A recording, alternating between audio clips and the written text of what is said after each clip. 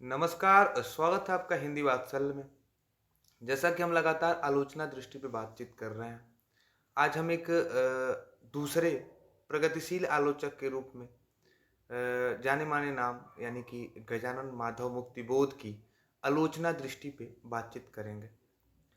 हम इससे पहले रामविलास शर्मा की आलोचना दृष्टि पे बातचीत कर लिए हैं, उसका वीडियो भी हमारे प्लेलिस्ट में लगी हुई है।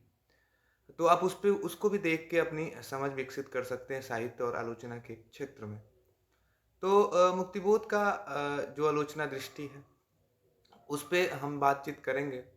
तो हम देख पाते हैं कि मुक्तिबोध का जो आलोचनात्मक लेखन रहा है या फिर उनकी जो रचनात्मक लेखन रहा है, दोनों संघर्ष और रचनात्मक संघर्ष और आत्मसंघर्ष के बीच से होके गुजरता है। मतलब कि जो आलोचना में उन्होंने संघर्ष झेला, वही अपनी रचनाओं में भी संघर्ष जो कि उनके खुद का स्वयं का संघर्ष है, उसको भी प्रस्तुत करते हैं। तो हम ये कह सकते हैं कि मुक्तिबोध का जो आलोचनात्मक लेखन है, उनके रचनात्मक संघर्ष और आत्मसंघर्ष का ही हिस्सा है। आगे हम बात करेंगे कि उनके आलोचनात्मक लेखन को 3 भागों में हम बाँट भी सकते हैं, जिसमें नई कविता की अंतःप्रवृत्तियों के संबंध में, काव्य की रचना प्रक्रिया के संबंध में, तत्कालीन आलोचना की प्रवृत्तियों के संबंध में। अब हम उनके विभिन्न मतों को देखेंगे कि क्या वो सोचते हैं आलोचना को लेकर के, कि उनकी दृष्टि क्या है, किस तरह से आलोचना में भी वो क्या एक नई खोज की तलाश करते हैं, क्या वो तलाश रहे हैं। रचना के क्षेत्र में जिस तरह से वो संपूर्ण मानव को रचते हैं, क्या आलोचना के क्षेत्र में भी उसी संपूर्ण मानव के तलाश में है। तो उस पे बातचीत करेंगे और इससे काफ़ी हद तक मुक्तिबोध के आलोचनात्मक दृष्टि की एक तहकीकात की तरह हम समझ पाएँगे। तो संवेदनात्मक ज्ञान और ज्ञानात्मक संवेदना, ये मुक्तिबोध का एक सूत्र है। और ये सूत्र क्या करता है कि उनके सारे रचनाओं का, उनके सारे आलोचना का एक मूल आधार के रूप में हर जगह देखने को मिलता है। ये है क्या संवेदनात्मक ज्ञान और ज्ञानात्मक संवेदना है क्या? ये कहते हैं कि जो संवेदनात्मक ज्ञान है, मतलब कि हमारी जो अनुभूतियों से प्राप्त होता है, हमारी स्वानुभूति की के माध्यम से जो ज्ञान प्राप्त होता है और हमारे ज्ञान के माध्यम से जो संवेदना प्राप्त होती है, तो ये इन दोनों का जो मेल है, उस पे बातचीत करते हैं मुक्तिबोध। और ये लिखते हैं कि जैसा कि मैंने लिखा भी है कि आलोचक और रचनाकार के लिए इन दोनों का होना बहुत ज़रूरी है। बिना संवेदना के आलोचक किसी रचनाकार के व्यक्तित्व और जीवन में गहरी रुचि नहीं लेगा और इस तरह उसके रचनात्मक कमियों और असफलताओं के उनकी रचनाओं में प्रयुक्त प्रतीकों, बिंबों के और अंततः उसके कृतित्व से के सही समझ से चूक सकता है। अब क्या है कि अगर हम हमारे अंदर संवेदनात्मक ज्ञान और ज्ञानात्मक संवेदना है, तो ये एक आलोचक और एक रचनाकार दोनों में बहुत ही महत्वपूर्ण है। क्योंकि जब हम किसी रचनाकार की किसी रचना में किसी भी प्रकार की संवेदनात्मक भावना या फिर किसी ज्ञान की इच्छा से उससे हम जुड़ते हैं, तभी हम उस पे किसी प्रकार की आलोचकीय टिप्पणी या फिर आलोचनात्मक कार्य करते हैं। तो ये दोनों में होनी चाहिए, जिससे एक तारतम्यता बनी होती है और उसमें उसके कृतित्व को समझने की एक ये व्यवस्था मजबूत करती है। मुक्तिबोध बार-बार आगाह करते हैं कि बिना रचनाकार के जीवन संघर्ष को समझे, उसके कृतित्व का मूल्यांकन अधूरा रह जाएगा। अब इस पंक्ति को आप ध्यान से दीजिए और इस पंक्ति को उठा के आप सूर्यकांत त्रिपाठी निराला की रचना संसार पे फिट करके देखिए कि जब हम निराला के उनके संघर्षों को नहीं समझेंगे, तब तक ना उनकी हम कविताओं को समझ पाएँगे, ना उनकी कहानियों को समझ पाएँगे। तो ऐसे में मुक्तिबोध का ये कहना बिल्कुल सही होता है कि किसी भी रचनाकार के जीवन के बारे में, उसके जीवन में आए संघर्षों के बारे में जब हम समझेंगे, तो ठीक-ठीक उसकी रचनाओं का एक मूल्यांकन कर पाएँगे। एक अच्छा तरीके से हम अनुमान के तौर पे उसके अर्थ को ग्रहण कर पाएँगे। जैसे उदाहरण के तौर पे अगर हम जब तक हम निराला के परिवार में सरोज के बारे में नहीं जानेंगे, उनकी जो पुत्री सरोज है, उसके जीवन की घटनाओं के बारे में नहीं जानेंगे, तब तक हम सरोज स्मृति जैसी लंबी कविता के जो मूल अर्थ है उसको समझने में थोड़ा कहीं न कहीं हम चूकेंगे। लेकिन जब हम सरोज के जीवन की घटनाओं को जानेंगे, तो हम उस सरोज स्मृति के पूरी कविताओं को आत्मसात कर पाएँगे। तो ऐसे में निराला के बाद मुक्तिबोध भी इसी तरह के कवि हैं कि मुक्तिबोध के संघर्षों को भी जानना, तब जाके उनकी कविताओं को समझने में ज़्यादा आसानी होती है। आगे लिखते हैं कि मगर संवेदना महज क्षणिक भावुकता नहीं रह जाना चाहिए। उसके साथ यथार्थपरक ज्ञान भी ज़रूरी है। लेकिन अगर हम किसी के प्रति कोई संवेदना व्यक्त करते हैं, तो वो संवेदना क्षणिक ना होके एक शाश्वत होना चाहिए। एक शाश्वत यानी कि जो सच्चाई के साथ जुड़ी हुई हो और लंबे समय तक के लिए होना चाहिए और उससे एक यथार्थपरक ज्ञान की तरह आना चाहिए। आगे लिख है कि ज्ञान जितना ज़रूरी आलोचक के लिए है, उतना ही रचनाकार के लिए भी। हम ऊपर देखें कि जिस तरह से संवेदना रचनाकार और आलोचक दोनों के लिए ज़रूरी है, वैसे ही ज्ञान का भी होना दोनों के लिए बहुत ही ज़रूरी है। महज भावावेश में रची गई रचना में उस भाव के संपूर्ण आयाम प्रकट नहीं हो पाते। इसके लिए वैज्ञानिक दृष्टिपरक ज्ञान की जरूरत होती है, मगर यह ज्ञान पूर्ण नहीं होता, विकासमान होता है। मुक्तिबोध अब कहना क्या चाहते हैं कि संवेदनात्मक ज्ञान और ज्ञानात्मक संवेदना का मतलब यही है कि जब हम रचनाकार और आलोचक दोनों में संवेदना और दोनों में ज्ञान का होना बहुत ही आवश्यक है, क्योंकि कोई रचनाकार अगर क्षणिक भावावेश में आके कोई अगर रचना कर देता है, तो वो कहीं न कहीं तर्क के आधार पे या फिर विचारों के आधार पे फिट नहीं बैठती है और उसमें कुछ न कुछ आयाम छूट जाते हैं और कुछ एक संपूर्णता प्रकट नहीं हो पाती है। तो ऐसे में एक रचनाकार और एक आलोचक के लिए संवेदनात्मक ज्ञान और ज्ञानात्मक संवेदना दोनों ही बहुत ही ज़रूरी है। मुक्तिबोध द्वंद्वात्मक भौतिकवाद को इसी निगाह से देखते हैं और द्वंद्वात्मक भौतिकवाद जो है वो मार्क्सवादी विचारधारा का एक टर्म है, जिसमें भौतिकवादी दृष्टि से दुनिया को देखा जाता है, जो कि मैं पहले एक बार बताया भी हूँ कि कार्ल मार्क्स ने दुनिया को दो तरह से बांटा है, शोषित और शोषक वर्ग में। और यथार्थ स्थिति में देखा जाता है, हाशिए पे हुए शोषित वर्ग की आवाज़ को, शोषित वर्ग की समस्याओं को दिखाया जाता है। तो इस तरह से जब हम अपने समाज को देखेंगे, अपने आसपास की चल रही सभ्यता को देखेंगे और उसकी समीक्षा करेंगे, तो वहाँ उस तरह के ज्ञान, उस तरह के विचारों से मुक्तिबोध एक आलोचक को देखते हैं और एक रचनाकार को देखने का प्रयास करते हैं। और इसीलिए इस तरह की समीक्षा को मुक्तिबोध सभ्यता समीक्षा यानी कि सभ्यता का समीक्षा मतलब कि समाज के बीच की समस्याओं को उजागर करना और समाज की चिंतन धारा को प्रसार करना, यानी कि एक समाज के भौतिक आवश्यकताओं को यथार्थपरक स्थिति में जांचना एक सभ्यता समीक्षा के तहत आता है। आगे मुक्तिबोध का जो वो है आलोचना दृष्टि है, वो भक्तिकाल के संबंध में कैसी है। तो भक्तिकाल के संबंध में ऊपर जो मैंने बताया वो तो उनका एक सूत्र है, संवेदनात्मक ज्ञान और ज्ञानात्मक संवेदना, इसलिए मैं उसको पहले ही जिक्र कर दिया कि वो उनका एक सूत्र है जो आलोचक और रचनाकार दोनों के लिए जरूरी है। आप उसको समझे भी होंगे इस रूप में कि किसी के प्रति संवेदना होना और उसको उसको ज्ञान भी होना, वो संवेदना क्षणिक न हो के एक यथार्थपरक ज्ञान भी होना चाहिए। तो वो बहुत ही आवश्यक है किसी रचना को रचने में या फिर किसी रचना पे आलोचकीय कृति करने में।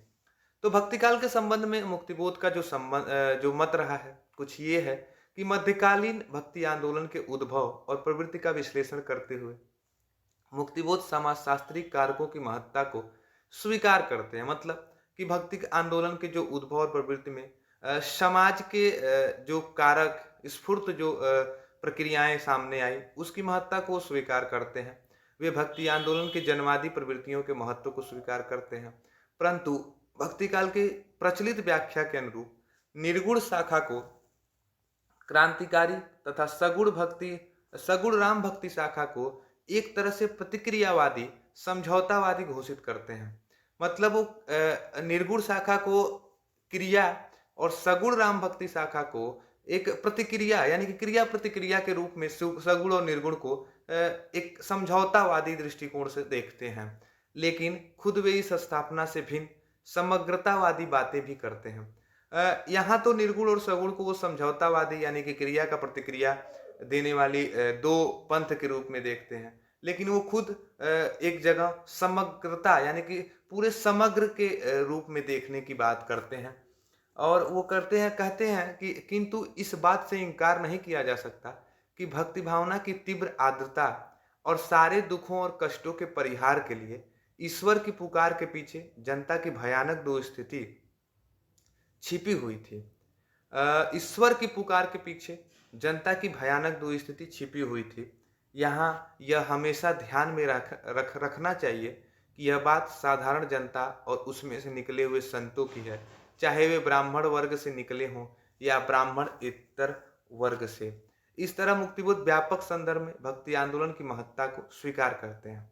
वो कहते हैं कि ईश्वर की पुकार के पीछे सारे दुखों और कष्टों के परिहार में ईश्वर की पुकार के पीछे जनता की भयानक दो स्थिति छिपी हुई थी। यानी कि जो हम कहते हैं कि रामचंद्र शुक्ल ने जो कहा कि हताश आदमी के पास ईश्वर के शरण में जाने के अलावा सिर्फ और बचता ही क्या है, तो उसी बात को ये भी स्वीकार कर रहे हैं। और उस आंदोलन में जो भक्ति आंदोलन में जो जब सभी लोग हताश थे, सभी हिंदू और सभी जो भी सनातन धर्मी थे वो हताश थे, तो ईश्वर के शरण में जाने के अलावा उन्हें कुछ नहीं था। ये बात मुक्तिबोध भी उसके आंदोलन की महत्ता को स्वीकार करते हैं।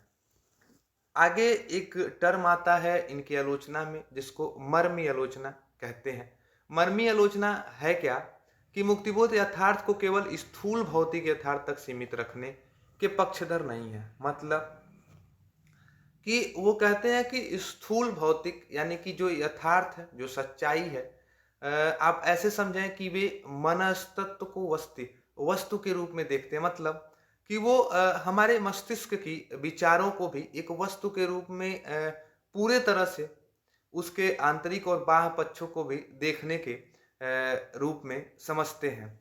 और वो कहते हैं कि ताकि रचनाकार के आंतरिक द्वंद्वों का भी वस्तुपरक चित्रण किया जा सके। और वो जब मन स्थिति को भी एक वस्तु के रूप में जब देखते हैं तो वो इसलिए देखते हैं कि रचनाकार के आंतरिक द्वंद्वों का भी वस्तुपरक चित्रण, वस्तुपरक समझ वो विकसित कर सके। इस तरह से वे यथार्थ की अवधारणा का विस्तार करते हैं। वस्तुतः आलोचना भी एक रचनात्मक कर्म है और आलोचक को अंततः रचनाकार का सहयोगी होना चाहिए। जो आलोचना है वो भी एक रचनात्मक कर्म ही है। और जब भी रचनाकार के ऊपर या फिर रचनाकार के किसी रचना पे कोई आलोचक अपनी आलोचना टिप्पणी करने जाता है तो वो कहते हैं कि एक सहयोगी भावना से जाना चाहिए और उसकी कमी यानी कि गुण और दोषों पे एक विस्तृत चर्चा करनी चाहिए।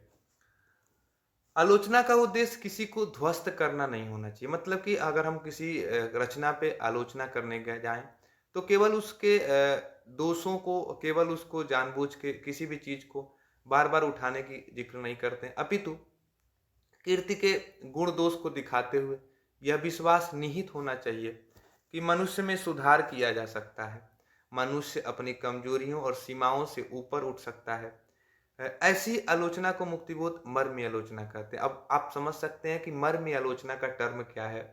वो कहते हैं कि एक आलोचक के लिए किसी रचनाकार की रचना पे जब वो आलोचना करने जाता है तो उस आलोचना में उस रचनाकार को ध्वस्त करने यानी कि आलोचना के उस रचनाकार के प्रति किसी भी प्रकार के ग्रसित भावना से होके, किसी भी प्रकार के विचारधारा से ग्रसित होके उस पे आलोचना नहीं करनी चाहिए, बल्कि एक सच्चाई के साथ उसके गुण दोष को दिखाते हुए इस बात का उसमें निहितार्थ होना चाहिए कि इस रचनाकार की इस रचना में सुधार किया जा सकता है। मतलब कि मनुष्य में सुधार हो सकता है, मनुष्य अपनी कमजोरियों और सीमाओं से ऊपर उठ सकता है। मतलब कि वो रचना में सुधार हो सकती है, रचना की कमजोरियों और रचना की जो सीमाएं हैं उसमें जो भी उतार चढ़ाव है उसको हम बराबर कर सकते हैं। इस तरह की आलोचना को मुक्तिबोध मर्मी आलोचना कहते हैं। तो और जब आगे बढ़ेंगे तो भक्ति काल के बाद और मर्मी आलोचना जैसे टर्म के समझने के बाद मुक्तिबोध का जो आलोचना दृष्टि छायावाद के संबंध में क्या रहा है, इसको जब हम देखें तो मुक्तिबोध ने छायावाद की आलोचना भी की है। और छायावाद में उन्हें मुख्य शिकायत यह थी कि छायावाद ने अर्थभूमि को संकुचित कर दिया है। सौंदर्य, दुख, कष्ट, लक्ष्य, आदर्श, क्रोध, क्षोभ का चित्रण जो छायावाद में हुआ है वह वास्तविक मनोदशाओं का नहीं है, वरन कल्पित है। दुख, कष्ट, क्रोध, लोभ आदि का है। मतलब वो कह रहे हैं कि वह यथार्थ का जो भूमि रही है, जो यथार्थ की स्थिति रही है, उसका चित्रण न करके छायावाद छायावाद शब्द ही क्या है कि एक छाया की तरफ से है। आप देखें किस तरह से कि एक बड़ा सा पेड़ है, उस पेड़ की एक लंबी सी छाया पड़ रही हो, इस तरह की कल्पना छायावाद में हुई है। कविता छोटी हो पर उसका एक लंबी परछाई बने समाज पे, इस तरह की कल्पित रचनाएं की गई हैं। कल्पना पे आधारित दुख और कष्ट, क्रोध, लोभ को रचा गया है, वास्तविक मनोदशाओं पे नहीं रचा गया, ये मुक्तिबोध का मानना है। और भी कि उसमें करुणा का विलास है, उसकी तकलीफ नहीं। मतलब कि वो करुणा तो है उसमें पर उसकी तकलीफ यानी कि उसका संघर्ष नहीं दिखता है। छायावादी रचनाओं में संघर्ष नहीं दिखता है। रोना तो दिखता है, दुख दिखता है, रुदन दिख रहा है, करुणा दिख रही है, लेकिन उसकी तकलीफ, उसके संघर्ष नहीं दिख रहे हैं। यहाँ मुक्तिबोध छायावाद की सीमाओं को रेखांकित करते हैं और नई कविता को इसकी प्रतिक्रिया से उत्पन्न मानते हैं। ये केवल मुक्तिबोध ही नहीं, हमें भी समझना चाहिए कि कोई भी चीज़ जो आज हमारे सामने घट रही है, आज के समय में वर्तमान में जो घट रही है, वो अपने पिछले समय के अति के विद्रोह की फलस्वरूप परिणाम है। मतलब कि जो छायावाद में या फिर जो पीछे के समय में जो भी चीज़ आप देख सकते हैं एक छोटे से उदाहरण में कि जो फैशन कपड़ों का रहा है पहले के इस दौर में, वो फैशन हमेशा से साइकिल की तरह चलता रहता है, एक चक्रीय प्रक्रिया में चलता रहता है। तो अगर हम आज देख रहे हैं कि लोग स्त्रियों की बात ना कि आज स्त्री और पुरुष की बराबरी की एक लहर से दौड़ गई है और स्त्रीवादी दृष्टिकोण के लोग धड़ल्ले से कविता लिख रहे हैं। स्त्रीवादी विचारधारा के बहुत सारे लोग आपको देखते हुए सड़कों पे मिल जाएंगे। तो ये आज की स्थिति इसलिए ये बनी है कि पहले स्त्रियों को उस तरह से नहीं समझा गया, पहले स्त्रियों के बारे में सोचा नहीं गया। तो इस तरह की स्थिति छायावाद को लेकर मुक्तिबोध कह रहे हैं कि छायावाद की रचनाओं की प्रतिक्रिया में नई कविता उत्पन्न होती है। और मुक्तिबोध लिखते भी हैं कि नई कविता का जन्म छायावादी व्यक्तिवाद के विरुद्ध यथार्थोन्मुख व्यक्तिवाद की ही बगावत थी। मतलब कि जो नई कविता का जन्म हुआ वो छायावादी व्यक्तिवाद, आप देख सकते हैं कि छायावाद में जो कवि हैं वो व्यक्तिवाद यानी कि स्वयं पे भी बहुत तेरे कविताएं लिखे हैं। चाहे वो महादेवी वर्मा की कविताओं को लीजिए, दुख तो है पर वो अपनी दुख को, अपनी पीड़ा को दर्शाती हैं। आप निराला को भी ले सकते हैं, उसमें आप पंत को देखिए, प्रसाद को देखिए आंसू के माध्यम से। तो उसमें छायावादी व्यक्तिवाद के विरुद्ध लेकिन नई कविता में यथार्थ उन्मुख व्यक्तिवाद की बात होती है। यहाँ मुक्तिबोध की स्थापना से पूरी तरह सहमत नहीं हुआ जा सकता। ये भी मैं कह रहा हूँ कि यहाँ मुक्तिबोध की बातों को एकदम पूरी तरह से 100% सही नहीं माना जा सकता, क्योंकि छायावाद में भी कुछ चीज़ें ऐसी थीं जो यथार्थोन्मुख व्यक्तिवाद में आती हैं। चाहे हम निराला की ही बात करें तो निराला की भी जो सरोज स्मृति हो या फिर जो महादेवी वर्मा की भी जो छायावादी व्यक्तिवाद की कविताएं हों, तो उसमें वो अपनी स्वयं की पीड़ा के साथ साथ वो स्त्री समाज की भी पीड़ा की बात करती हैं। तो ये तो ऐसा होता है कि सारे कालों में सारी तरह के युग में सारे वाद की कविताओं में आप इस तरह के भिन्नता को देख पाते हैं। छायावाद में भी ऐसा ही हुआ। अपनी युगीन सीमाओं के बावजूद यथार्थ बोध है, खासकर निराला की कविताओं में। वही बात मैं कह रहा था कि मुक्तिबोध जो इस तरह की अपनी दृष्टि बनाते हैं कि नई कविता में छायावादी व्यक्तिवाद के विरुद्ध यथार्थोन्मुख व्यक्तिवाद की ही बगावत थी। लेकिन ऐसा नहीं है। हम देखते हैं कि छायावाद में ही निराला की कविताओं में एक यथार्थबोध की स्थिति को देखने को हम पाते हैं। चाहे वो राम की शक्ति पूजा हो या फिर सरोज स्मृति या जूही की कली हो या फिर किसी भी प्रकार की उनकी जो कविताएं रागिनी रखवाली की इस तरह की जो कविताएं हो यथार्थ बोध की ही कविताएं हैं। कमायनी के संबंध में उनका एक खास विचार मुक्तिबोध को का बहुत प्रसिद्ध है। मुक्तिबोध ने एक किताब ही लिखी है, एक आलोचकीय कृति भी लिखी है जिसका नाम कमायनी एक पुनर्विचार है। उसमें करते क्या हैं, आप ध्यान देने वाली बात है कि मुक्तिबोध को प्रेमचंद बहुत ही प्रिय हैं। मुक्तिबोध को निराला बहुत ही प्रिय है छायावाद में। लेकिन मुक्तिबोध ने न प्रेमचंद पे किसी भी प्रकार का कोई लेख लिखा, न निराला पे कोई लेख लिखा। सबसे ज़्यादा अगर मुक्तिबोध ने किसी के ऊपर किसी प्रकार की कोई आलोचकीय कृति की है, तो वो जयशंकर प्रसाद पे की है। और वो जयशंकर प्रसाद से लेना क्या चाहते हैं, जयशंकर प्रसाद से क्या प्राप्त करना चाहते हैं, तो वो भारतीय संस्कृत की उस विराट शक्ति को प्राप्त करना चाहते हैं, इसलिए वो करते हैं। और इसको करते हुए आलोचना पे वो अपने बहुत सारी दृष्टियों को अपने मत के अनुसार उस किताब में लिखते भी हैं। उसमें लिखते क्या है कि इसमें उनका उद्देश्य उनके सौंदर्य पक्ष या कलात्मक विशिष्टता को उद्घाटित करना नहीं है, वरन उसमें निहित जीव संवेदनाओं, कवि के भावों में समाहित विचारों, रसात्मकता में निहित वस्तु तत्व की पड़ताल करना है। उनके अनुसार कलाकृति मूलतः संवेदनात्मक उद्देश्यों की पूर्ति के निमित्त कल्पना की कीमिया द्वारा जीवन की पुनर्रचना है। अतएव हमें अपने जीवन के लिए पुनर्रचित जीवन को देखना होगा। आप उनकी किताब का नाम देख सकते हैं, कमायनी एक पुनर्विचार, विचार नहीं पुनर्विचार की बात कर रहे हैं। और वो लिख भी क्या रहे हैं कि कलाकृति मूलतः संवेदनात्मक उद्देश्यों की पूर्ति के निमित्त यानी कि हेतु के कारण होता है, और कल्पना की कीमिया यानी कि कल्पना की शक्ति के द्वारा जीवन की पुनर्रचना होती है। हम कल्पना में जीने पे आप ऐसे समझें कि जब हम बहुत ही हताश होते हैं, बहुत ही संवेदना, बहुत ही दुखी अनुभूतियों से भरे होते हैं, तो ऐसे में हम एक कल्पना हमारे दिमाग में एक रचती है जो हमें साहस प्रदान करती है कि कुछ नहीं होगा, अभी कुछ नहीं हुआ, आगे हम अच्छा करेंगे, अच्छा करेंगे। तो यहाँ जीवन की एक पुनर्रचना हो रही है। अतएव हमें अपने जीवन के लिए पुनर्रचित जीवन को भी देखना होगा। हम देखते हैं कि हम असफल व्यक्तियों को भी उतना ही मानते हैं जितना कि सफल, क्योंकि वो एक पुनर्रचित जीवन है।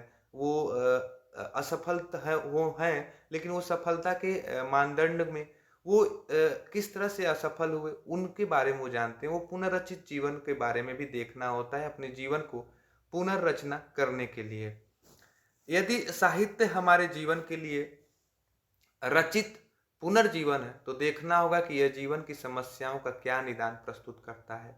वो यदि साहित्य ही हमारे जीवन के लिए रचित पुनर्जीवन है, तो देखना होगा कि यह जीवन की समस्याओं का क्या निदान प्रस्तुत करता है। इसमें निहित जीवन संदेश अपनी रसात्मकता और कलात्मकता के बावजूद जीवन के अंतर्विरोधों और समस्याओं का वैज्ञानिक निराकरण प्रस्तुत करते हैं कि नहीं।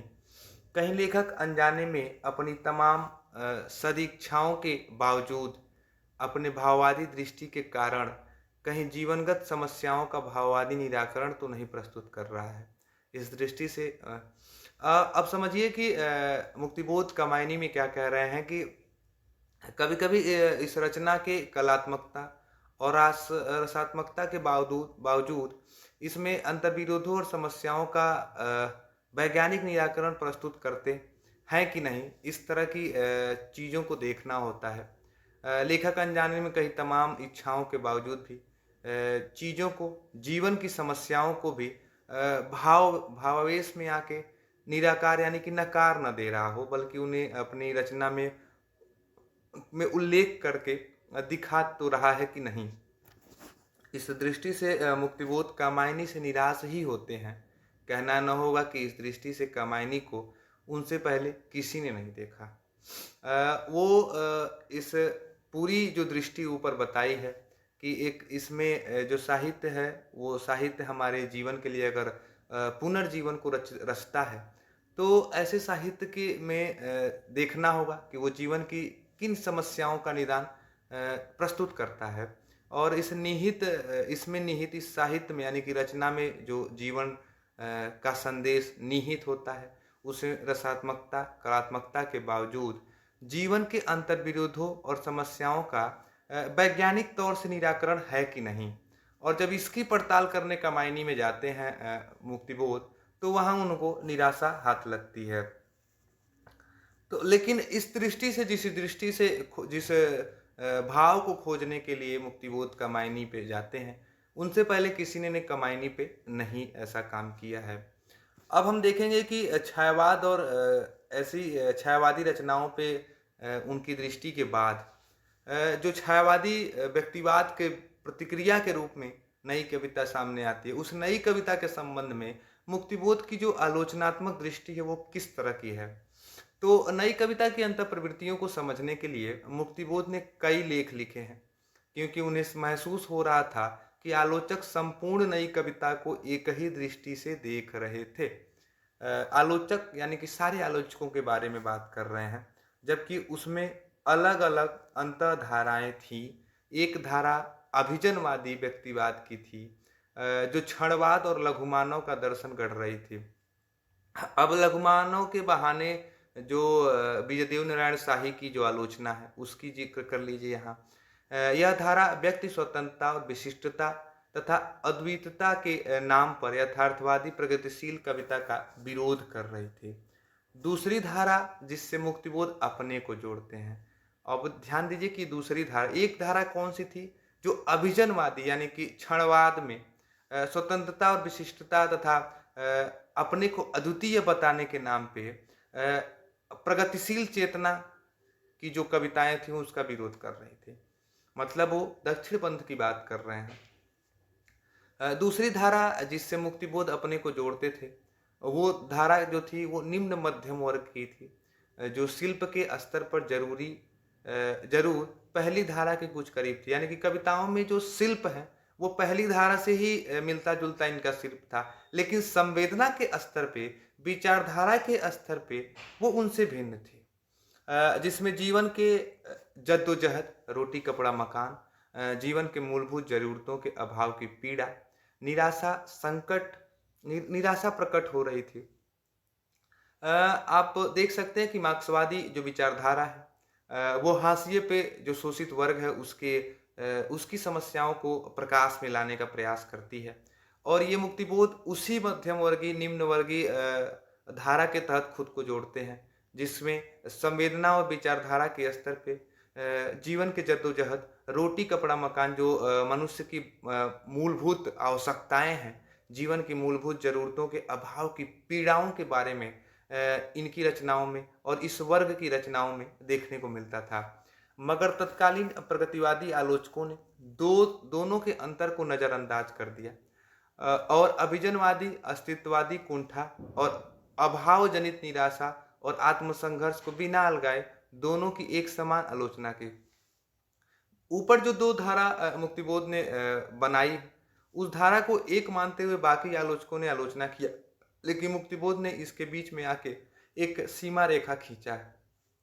मुक्तिबोध ने इस अंतर को रेखांकित किया और उसे नई कविता का आत्मसंघर्ष कहा। आत्मसंघर्ष कैसा, जिसमें इस आत्मसंघर्ष में एक शोषित वर्ग यानी कि जो हाशिए पे वर्ग है, उसके जीवन के कठिनाइयों के, जीवन की मूलभूत आवश्यकताओं में की पीड़ा और निराशा को प्रकट करने वाला आत्मसंघर्ष इस नई कविता में देखने को मिलता है। अब सबसे जरूरी बात यह है, जो हेडिंग आपको दिख रही है, कला के 3 क्षण। मुक्तिबोध के परिप्रेक्ष्य में ये बहुत ही महत्वपूर्ण टर्म है। जैसे संवेदनात्मक ज्ञान और ज्ञानात्मक संवेदना का टर्म है, जैसे मर्म आलोचना का टर्म है, वैसे ही कला के 3 क्षण के बारे में मुक्तिबोध ने एक सूत्र दिया। और ये सूत्र जो है ये एक निबंध, एक चैप्टर के रूप में आप मुक्तिबोध की एक रचना है, एक साहित्यिक की डायरी। आप ध्यान से देखिएगा कि एक साहित्यिक की जो डायरी है उनकी, वो मुक्तिबोध जो है वो विचारों को और अपनी भाव को एक मानते थे। अपनी विचार को और रचना को एक तरीके से देखने को चाहते थे। आप एक साहित्यिक की डायरी की विधा के रूप में आप किस विधा में रखेंगे, आप खुद सोच में पड़ जाएँगे। वो एक साहित्यिक की डायरी डायरी विधा है, संस्मरण है या फिर वो रेखा चित्र के रूप में है, जीवनी के रूप में है, क्या है इसका अंदाज़ा बहुत ही कठिन हो जाता है लगाना। तो वो विचारों को, रचनाओं को एक रूप में देखना चाहते थे और यही उनके आत्मसंघर्ष का मूलभूत आधार रहा है। तो वो एक साहित्य की डायरी में एक चैप्टर उसमें संकलित है जिसका नाम ही है कला का तीसरा क्षण। ये कला के जो 3 क्षण है वो हैं क्या? इसमें रचना प्रक्रिया के बारे में 3 क्षणों के बारे में मुक्तिबोध बताते हैं। पहला क्षण कहते हैं कि जीवन का अकूत अनुभव क्षण है। दूसरा क्षण अनुभव का अपने कसकते दुखते हुए मूलों से पृथक हो जाना और फैंटेसी का रूप धारण कर लेना। और तीसरा है अंतिम क्षण है फैंटेसी का शब्दबद्ध होना। अब ध्यान दीजिए कि पहला क्या है? पहला ये है कि जब हम किसी चीज़ को देखते हैं, किसी दृश्य को देखते हैं, तो उससे एक अनुभव प्राप्त करते हैं। ये पहला क्षण है, ये फर्स्ट स्टेज है और पहली स्थिति बनती है। और इसी को मुक्तिबोध ने पहले क्षण के रूप में देखा कि जब हम किसी जगह पे जाते हैं या फिर किसी दृश्य को देखते हैं, एक अनुभव अपने अंदर जोड़ते हैं। दूसरा क्षण क्या होता है कि वो जो अनुभव है, वो हमारे मूल्यों से टकराते हैं। जो हमारे अंदर पहले से मूल्य है, जो समाज में व्याप्त मूल्य हैं, उससे टकराते हैं और अपने मूल्य को सामाजिक मूल्य से पृथक करने की एक धारणा बनती है, जो फैंटेसी का रूप धारण करती है। तीसरा क्षण ये फैंटेसी जो है, फैंटेसी का मतलब कि पहले तो वो अनुभव रूपी विचार आया। उस अनुभव रूपी विचार में अपने विचार निकले, अपने से जो विचार निकला, यही फैंटेसी है। फैंटेसी के रूप बारे में मुक्तिबोध कहते हैं कि विचारों के अंदर विचार, ज्ञान के अंदर ज्ञान, यही फैंटेसी है। आप मुक्तिबोध की कविता अंधेरे में पढ़ेंगे, तो आप देखेंगे कि अभी एक विचार से चीज़ें गढ़ी ही जा रही थी, तब तक उसमें से एक दूसरा विचार फूट के निकल आया। एक सीढ़ीनुमा कविता बनती हुई आगे बढ़ती है अंधेरे में और यही फैंटेसी है मुक्तिबोध की। और इसी तरह के सीढ़ीनुमा जो अनुभव और विचार मिलके एक फैंटेसी का रूप धारण करते हैं, वही फैंटेसी तीसरे क्षण में शब्द के रूप में बदलती है और वो शब्द के रूप में जब फैंटेसी बढ़ती है तो कविता का निर्माण होता है। यही कला के 3 क्षणों के बारे में मुक्तिबोध अपनी कविता एक किताब एक साहित्य की डायरी में बताते हैं। मुक्तिबोध ने अपनी रचनाओं में फैंटेसी का काफ़ी प्रयोग किया है। फैंटेसी को सामान्यतः भाववादी शिल्प माना जाता है, लेकिन उन्होंने लिखा है कि कभी-कभी जिन्हें भाववादी शिल्प कहते हैं, यथार्थ को अच्छी तरह प्रकट करता है। मतलब कि कभी-कभी जो भाववादी शिल्प कहा जाता है, जो भावावेश में आके कविताएँ लिखी जाती हैं, कभी-कभी वो भावावेश, वो भाव यथार्थ को बहुत अच्छी तरह से प्रकट करता है। जैसे कि मुक्तिबोध के फैंटेसी में देखने को मिलता है, अंधेरे में कविता को में देखने को मिलता है। कहना ना होगा कि इसमें वे सफल रहे। उन्होंने यह भी बताया कि फैंटेसी के प्रयोग से यथार्थ के दीर्घ चित्रण से बचा जा सकता है। फैंटेसी आप देख रहे होंगे कि अंधेरे में उनकी कविता उठाई जाए या फिर भूल गलती ब्रह्म राक्षस कोई भी देखा जाए तो उसमें छोटे-छोटे यथार्थ के बारे में, छोटी-छोटी दृश्यों के बारे में, छोटे-छोटे चित्रण के माध्यम से वो कविता आगे बढ़ती रहती है। डायरी के अन्य निबंधों में उन्होंने नई कविता के आंतरिक संघर्ष, जो मुख्यतः व्यक्तिवादी और अभिजनवादी सौंदर्य दृष्टि के बरक्स निम्न मध्यम वर्गीय यथार्थवादी दृष्टि से थी, को रेखांकित किया है।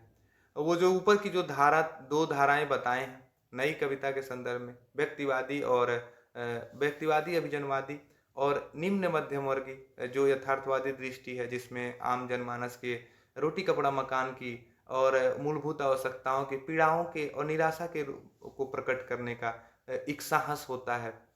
तो इस तरह के चीज़ों को वो अपने एक साहित्यिक की डायरी में रेखांकित करते हैं।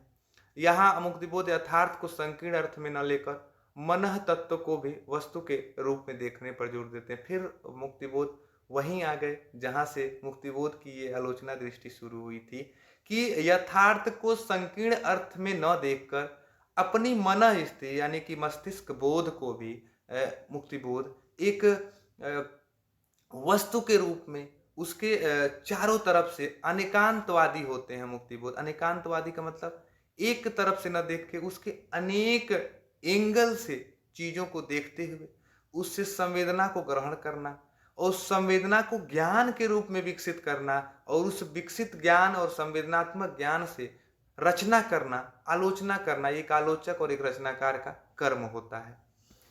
इस तरह से मुक्तिबोध आधुनिक हिंदी कविता और समीक्षा का एक चर्चित नाम माना जाता है। वे हिंदी साहित्य के प्रयोगवाद आंदोलन और नई कहानी और नई कविता आधुनिकतावाद के अग्रणी व्यक्ति थे।